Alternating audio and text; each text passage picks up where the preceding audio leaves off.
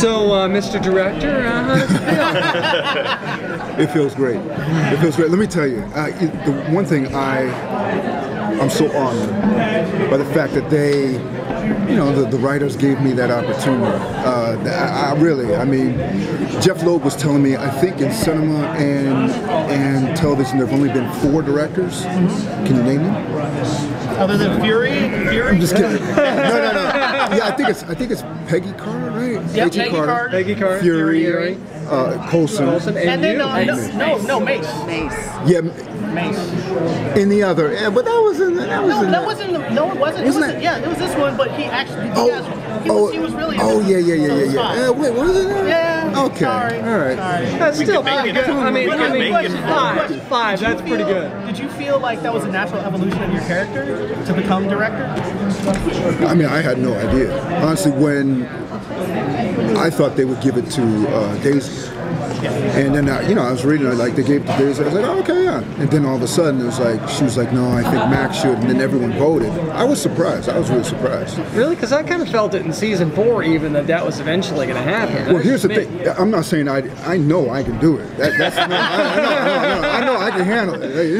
That's no problem. But I just didn't think that they would give me that opportunity. Come on. Just kidding. No, He's but yeah. literally doing this. No. But honestly, it's like, no. I mean, I tell you, and from an actor's point of view, I like it. I like the fact that you have that responsibility, and I love it. I love it. Absolutely love it. I like something that Jeff said when he said over here about you becoming the director. He said, like when they first hired you, you were the mechanic, you were the guy who was going to fix things. And as your character progressed, and even as you as an actor progressed, they could tell that just Mac fixing things and just Henry being the person who fixes things is a waste of that talent. Oh, wow. So he literally said that you're not just a character, but the actor grew into being this position. So that's where you are. So kudos to that. Oh, that's a blessing. But only by the grace of God. Yeah. So as for your character, obviously you're having some issues. What do you see your major struggles going to be as Mac in this season, as this new leader of this organization? Again, coming out of the shadows to be whatever S.H.I.E.L.D. is going to be. Well, I think the greatest struggle is separating the responsibilities of being a director and doing what is best for S.H.I.E.L.D. and saving the world, and personal relationships. Not having personal relationships infect my... from one director to another. How about that? Two directors. No. Have a seat. And not having personal relationship affect... And what did you say you did better than this guy? Everything. Did I say that? Damn. But yeah, that's the toughest thing. And so there has Living to up be... to the... Yeah. Filling the shoes of Coulson. Okay, so let me ask you this question. So now that you're not director of S.H.I.E.L.D., you haven't been for a couple seasons, but now you're whoever the heck you are, which we don't know. Yeah. How do you get into that character? Because it's a totally different... You've been Phil Coulson for so long.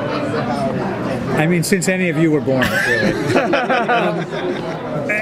really. It was really confusing. There's a lot of versions of Coulson, and but they all feel comfortable to me. And this did not feel comfortable. It's very, very different what's going on here. You got a little bit of a hint when he gets out of his truck and blows away a S.H.I.E.L.D. agent and says, never heard of it. And then things get dark from there. So I felt really out of balance, and yet that's kind of exciting. Do you have a sense of nostalgia this year, about all this happening in Marvel? I did, just doing Captain Marvel and seeing the kind of origin stuff between he and Nick Fury, and getting to hang out with Sam and do that stuff. That did make me feel nostalgic, even though that never happened until last year. That 90s time. It just felt like, God, this has been a whole story for this guy that spans decades. And if he doesn't let them go, none of this happens. If you want to think about it. If he doesn't let If he doesn't let, in the stairway. yeah, if he doesn't You know, let I them never go, really thought about that. none of this happens. Now None that of you it. say that, That's a pretty big moment. Mac's never born. For like, for like 5 seconds. What? He's a Right? bad mechanic, some garage. Fury never pages Captain Marvel. Right. None of this happens. There's no none of Endgame that, doesn't nothing. happen. Everyone's dead. You should So, ask well for done. advice. You're welcome. You're welcome, world. Last question. Let's tease. No. No, seriously. Now that all the pods of the stories have been so varied and so amazing and so different, you're in space, you're not in space, and now with this story, the characters are kind of all over the place, but at the same time, you're trying to tell this new fantastic story that's topping last season. How do you guys approach each new story arc that you get? I think what you have to do is be, as an actor, be as specific as possible in the story that you're in.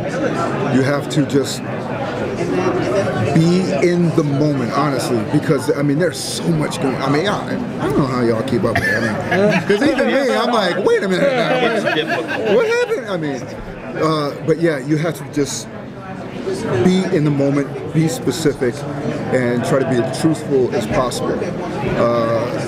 But eventually, those pods come together, and that's when you're like, okay, all right, well, what were you doing in episode 2? I mean, it gets hard, it gets difficult. Timeline. So you still have to be aware of everyone else. I just need Coulson and May to be in the scene again, and then I'll be better. Ah. You may see that in season 6, but it may not be like what you think it might be like. It's not going to be pretty.